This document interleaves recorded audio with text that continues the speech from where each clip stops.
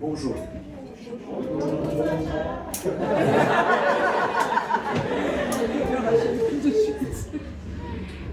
J'aimerais remercier ceux qui sont venus et ceux qui ont participé aux travaux de préparation.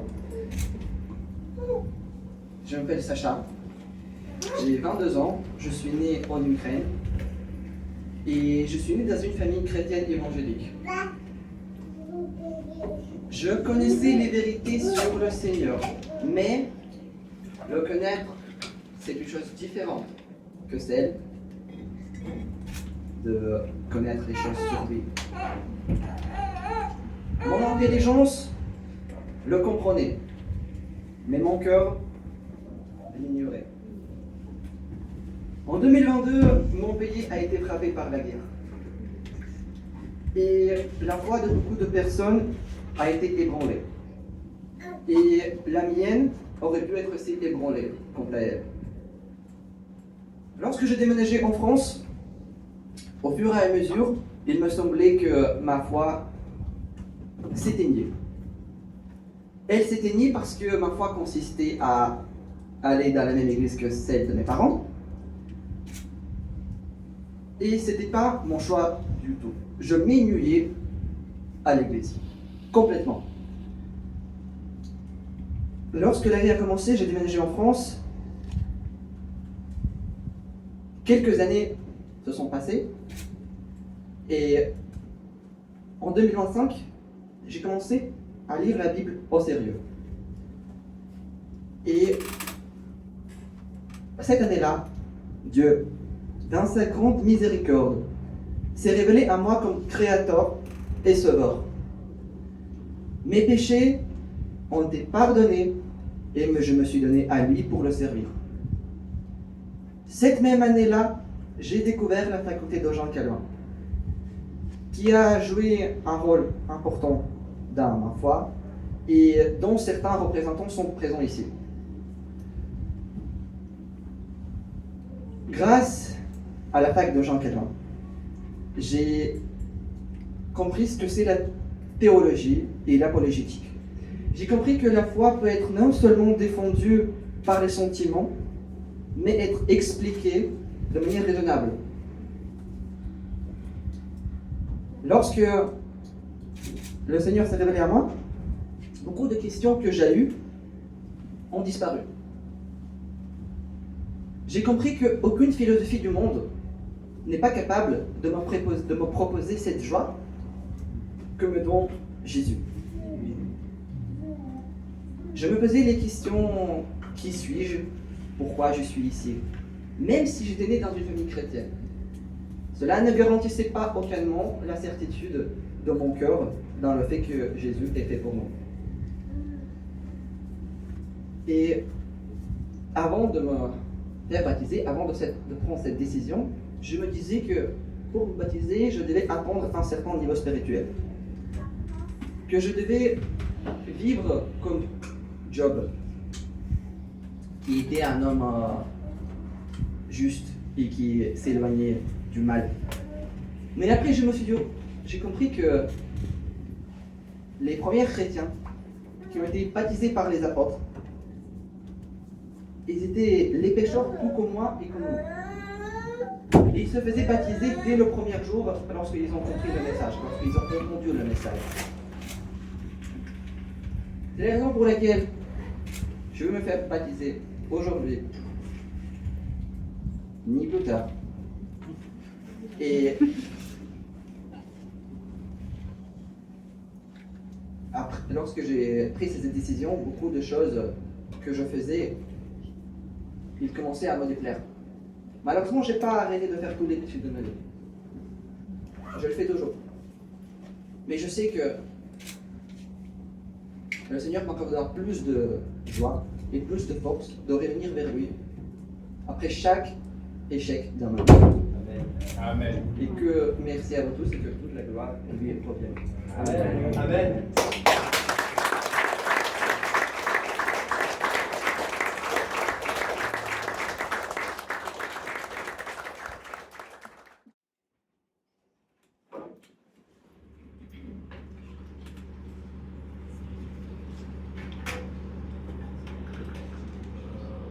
retour.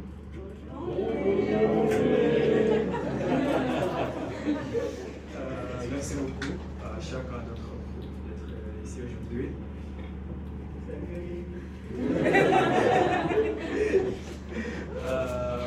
D'abord, je dois être honnête avec vous dès le départ. Le français n'est pas ma première langue. Ce n'est pas ma deuxième non plus. En fait, c'est pas ma troisième langue. Désolé, donc si je bute sur un mot aujourd'hui, je vous demande de faire simplement de avoir remarqué. Tu commences très bien.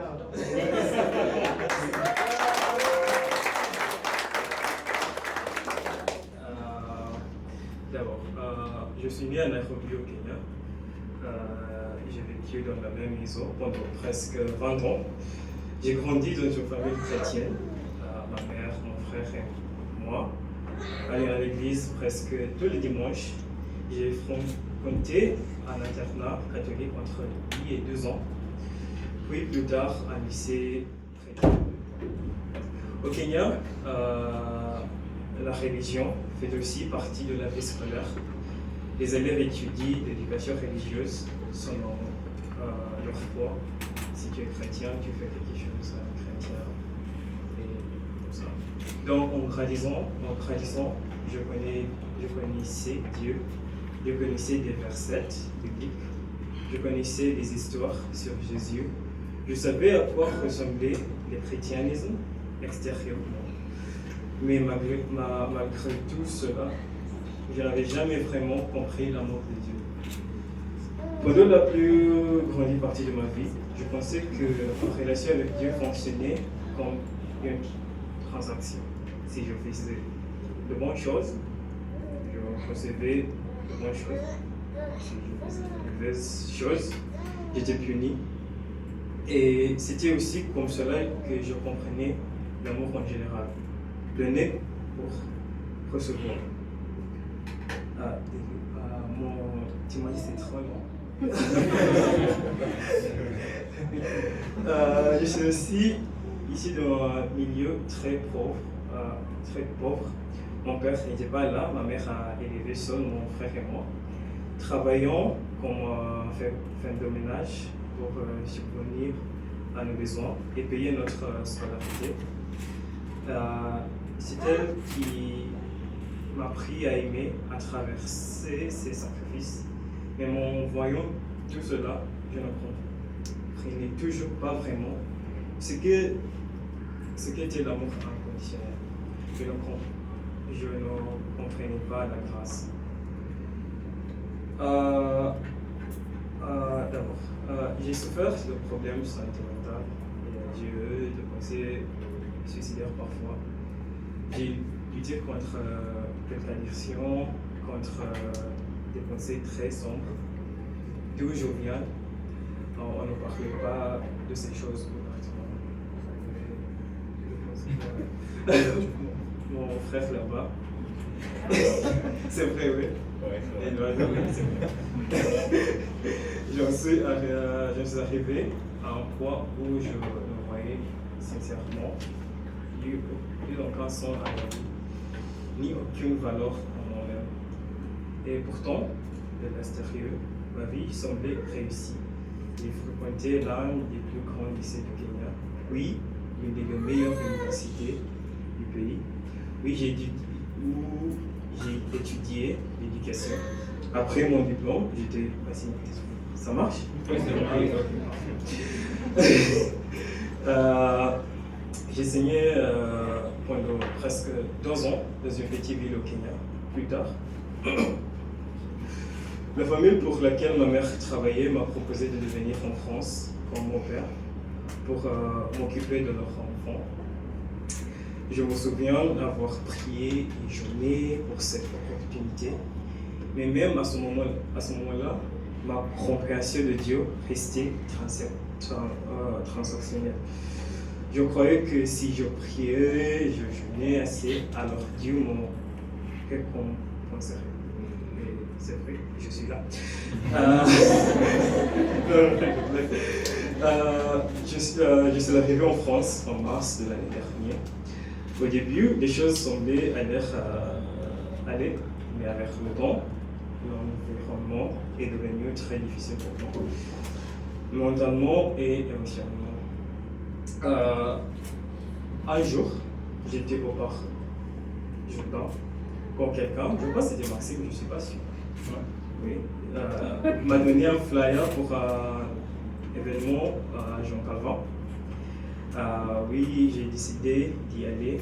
C'est là que j'ai rencontré Juliette Léna, qui a été très gentille avec moi et qui m'a parlé des études bibliques du jeudi, ici au Faux.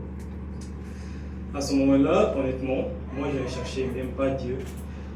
Je voulais simplement un endroit pour respirer, parce que toujours avec un enfant. Il avait 3 ans. Il est tellement fatigué. Alors, pour échapper, c'est qui passer à la maison. Et c'est là que j'ai vraiment rencontré mon frère Christine. D'accord. Ok, je vais prendre un moment pour lui dire merci. Merci à Tim, sincèrement, du fond du corps. Tim, tu as été patient avec moi d'une manière qui je n'oublierai jamais. Nous avons étudié la Bible ensemble chaque semaine, et à travers chaque conversation, chaque question que je te posais, chaque doute que je t'ai exprimé, tu n'as pas jamais abandonné. Merci beaucoup. Tu n'as pas jugé, tu as simplement continué à pointer vers Jésus. Moi, je pense que Dieu t'a utilisé pour déconstruire une par une toutes les fausses croyances avec lesquelles j'avais grandi. C'est grâce à toi et à travers toi que j'ai finalement commencé à comprendre que Dieu m'aimait déjà bien avant que je décide de lui donner ma vie.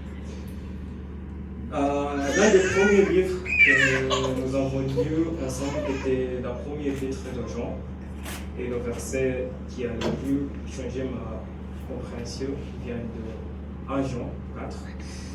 Et puis il y a ce verset 1 Jean 3,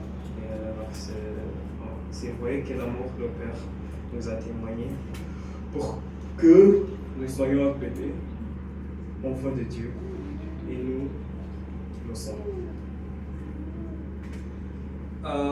Enfants de Dieu, pas des serviteurs, pas des sujets qui doivent performer pour mériter une place, des enfants de Dieu. C'est ce titre simple mais immense pour moi, être appelé enfant de Dieu, a changé quelque chose en moi. D'où je viens, la religion peut parfois devenir très transactionnelle et manipulatrice. Les pasteurs, parfois, qui demandent de l'argent pour prier ou qui font croire que l'Église est de Dieu, dépendant de ce que vous pouvez donner. Grandir autour de son genre d'enseignement a profondément affecté ma manière de comprendre Dieu. Cela m'a fait croire que l'apport, la performance et le sacrifice étaient les seules façons de s'approcher de lui. J'ai dû apprendre beaucoup de choses avant de pouvoir réellement comprendre la grâce et le véritable message du Christ. C'est le dernier page.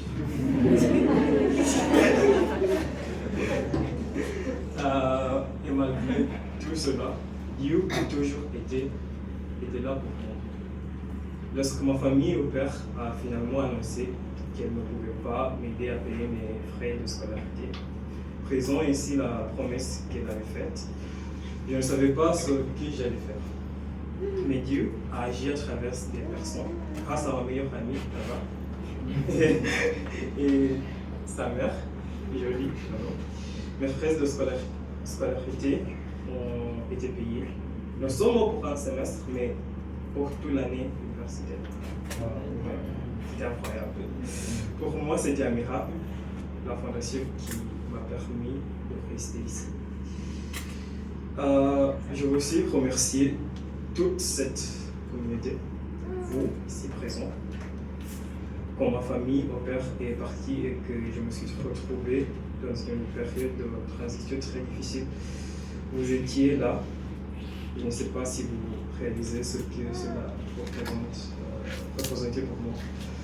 Ne pas avoir de chez moi stable, ne pas savoir ce que l'avenir allait donner.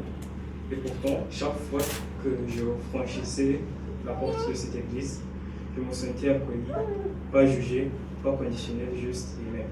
Merci beaucoup.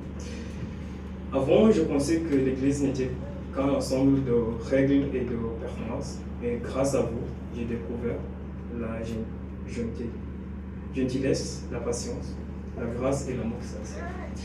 Vous m'avez montré que la corps de Christ n'est pas une institution, c'est une famille. Merci beaucoup encore. Et c'est pour cela aujourd'hui je veux être baptisé. Pas parce que je suis seulement devenu parfait, pas parce que tous mes doutes ont disparu, mais parce qu'aujourd'hui je sais réellement qui est le Christ. Je sais que son amour est réel. Je sais que sa grâce est réelle. Je sais que même lorsque j'étais loin de lui, il marchait toujours à mes côtés. Personne ne devrait jamais vous faire douter de l'amour de Christ. Son amour est plus grand que nos échecs, nos addictions, nos peurs, notre passé et notre honte. Il nous connaissait avant même que nous connaissions nous-mêmes. Et pourtant, il a choisi de nous aimer. Et aujourd'hui, moi aussi, je le choisis. Merci beaucoup.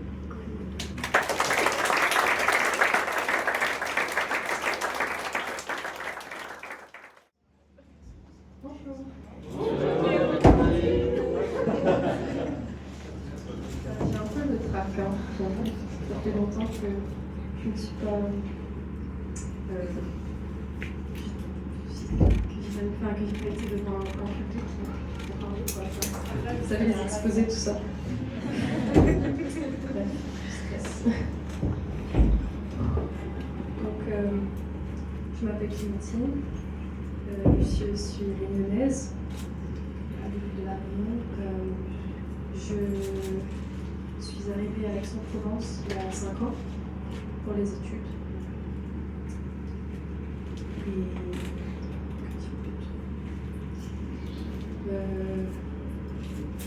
Oui, c'est ça.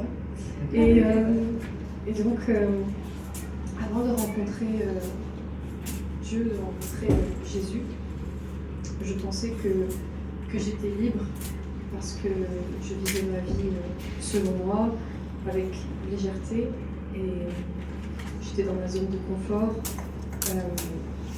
Je suivais mon instinct et je devais rendre compte à personne.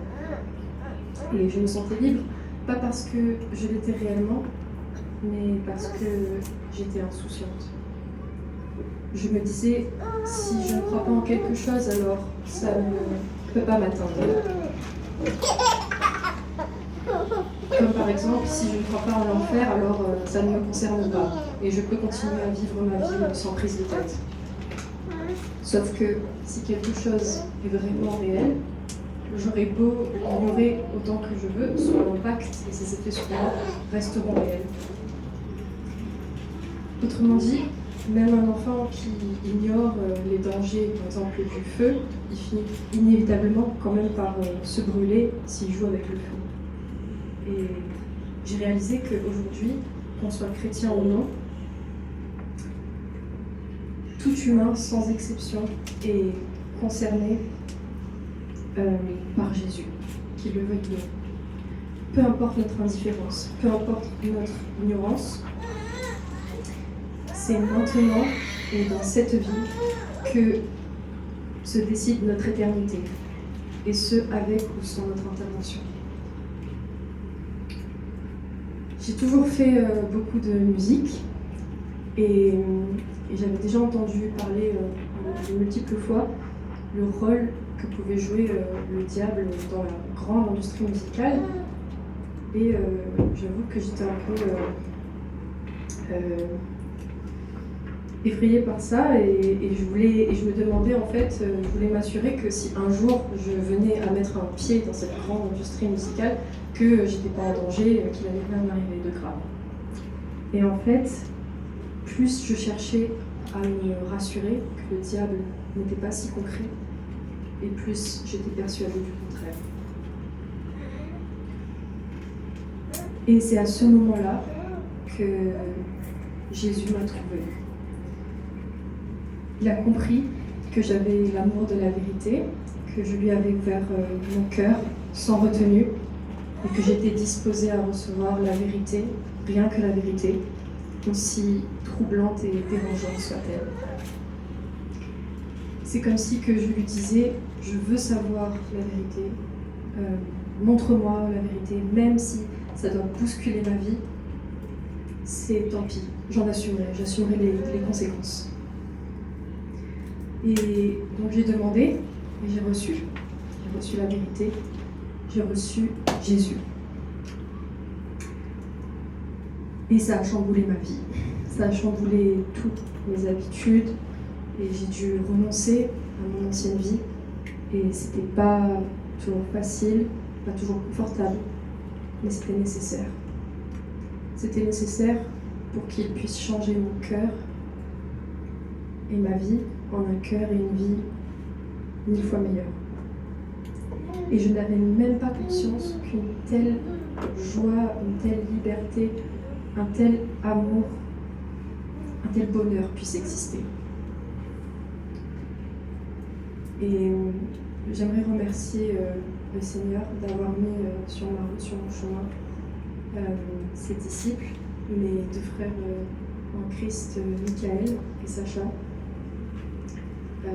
C'est grâce à eux que j'ai pu connaître cette Église et que j'ai pu vraiment me rapprocher du Seigneur, que j'ai pu vraiment apprendre à le connaître et que ma foi est devenue beaucoup plus fervente. Je remercie le Seigneur car il m'a fait réaliser que sans le savoir, j'étais en train de courir à ma perte. Sans le savoir, cette vie raisonnable que je pensais mener était une vie pleine de mensonges, pleine d'illusions, plein de bonheur éphémère, plein de déchéances, de péchés. Et je remercie le Seigneur de m'avoir délivré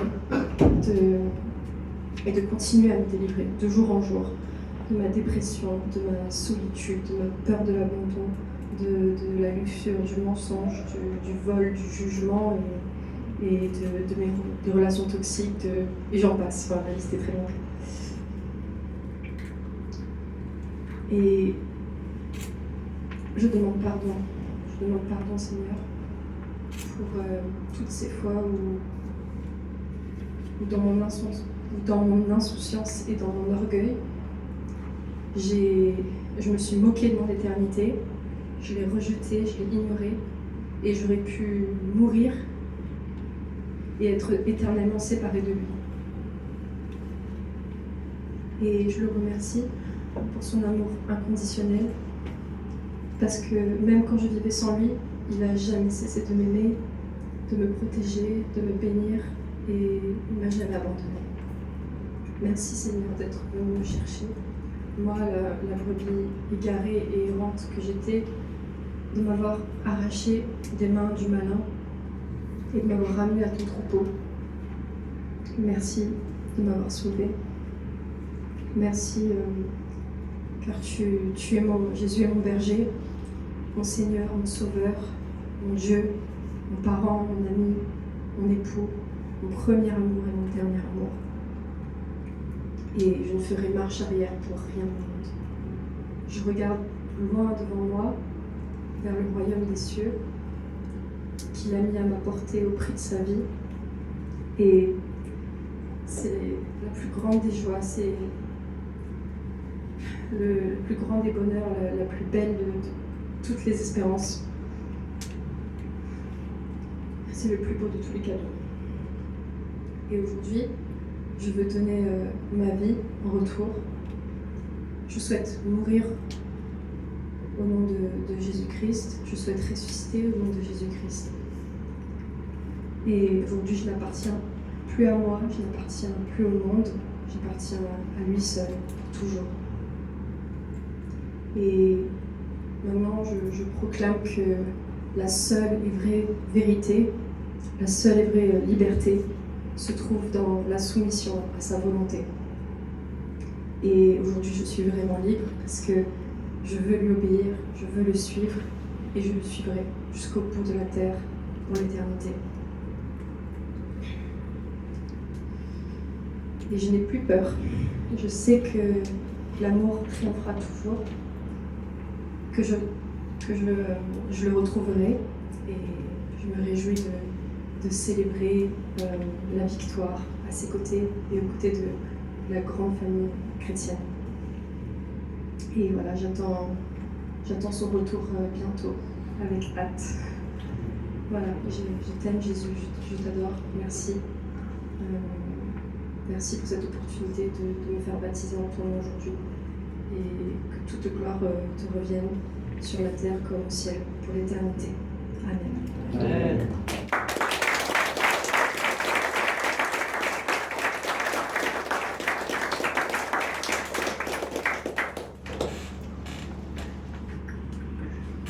Pour la petite explication, Dieu nous a fait la grâce de nous inspirer une semaine avant mon baptême et d'écrire ce fameux chant de louange qu'on était dit aujourd'hui.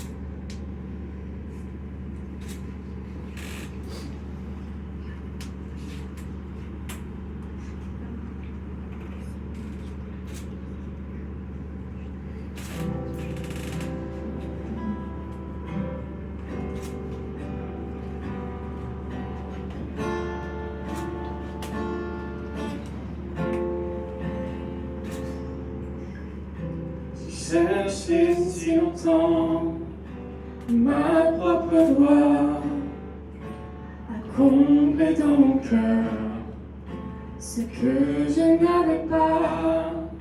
J'ai suivi mon orgueil, rejeté ta loi. J'étais mon propre maître, ignorant tout de toi. Tout l'or du monde ne suffira jamais face au chemin, la vie, la vérité. Alléluia, Alléluia, je suis sauvé par ta grâce imméritée.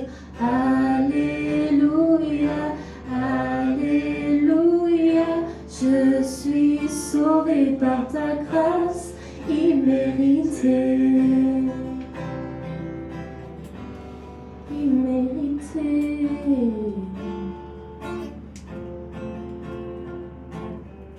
La brebis égarée que j'étais sans toi, sauvée par son berger, remis sur la bonne voie. Tu as tout accompli par ton œuvre à la croix, et quiconque te suit sera sauvé par toi. Tout l'or du monde ne suffira jamais face au chemin, la vie, la vérité. Alléluia, Alléluia, je suis sauvé par ta grâce imméritée. Alléluia, Alléluia, je suis sauvé par ta grâce imméritée. Imméritée.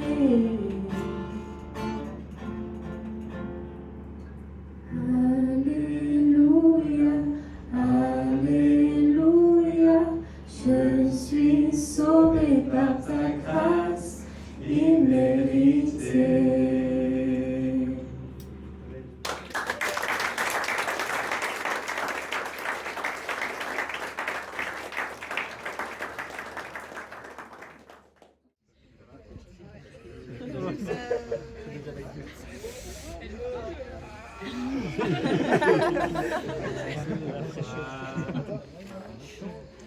Maintenant, je vais lui poser des questions parce qu'on a dit que c'était un acte personnel, sincère. On ne va pas lui mettre la pression. Il est grand, c'est lui qui choisit. Je vais te poser une question. Est-ce que tu crois que Jésus est le Fils de Dieu, mort et ressuscité pour tes péchés? Il a dit « Je le crois ». Amen. Est-ce que tu t'engages aujourd'hui à faire de Jésus ton sauveur et ton Seigneur et à marcher à sa suite pour le reste de ta vie? Il s'y engage. Sur la confession de ta foi, je te baptise au nom du Père, du Fils et du Saint-Esprit.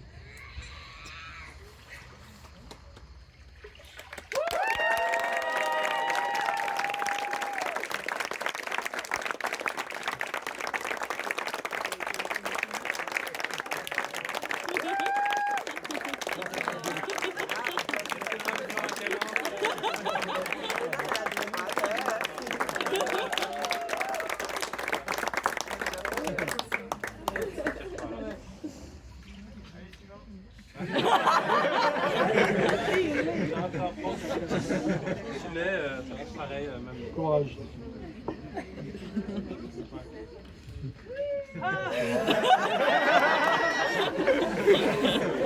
Ok. C'est plutôt le genre de gars avec la température de la douche très, très chaude. Et il ne faut pas nager. Ok, alors on y va rapidement, tu peux t'asseoir. Vas-y, assieds-toi. Passe ici.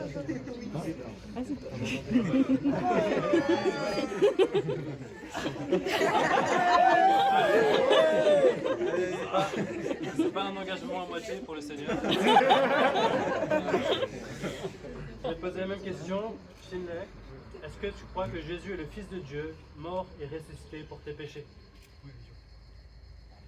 Est-ce que tu t'engages à suivre Jésus comme ton sauveur, ton Seigneur, et tu t'engages à marcher à sa suite pour le reste de ta vie? Sur la confession de ta foi, je te baptise au nom du Père, du Fils et du Saint-Esprit.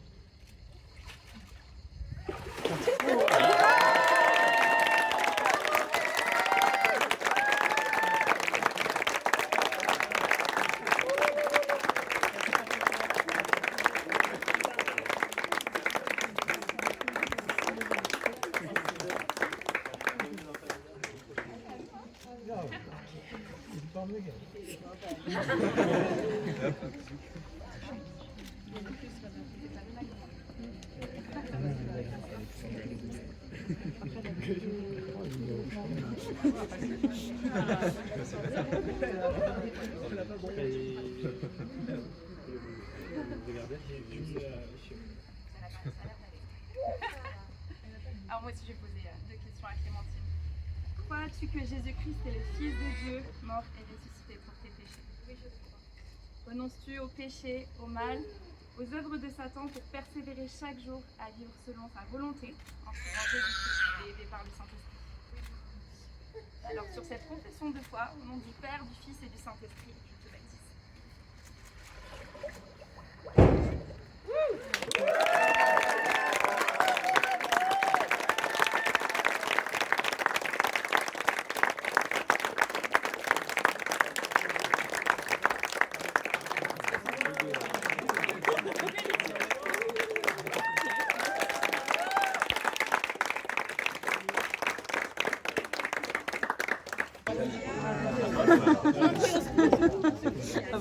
Voilà.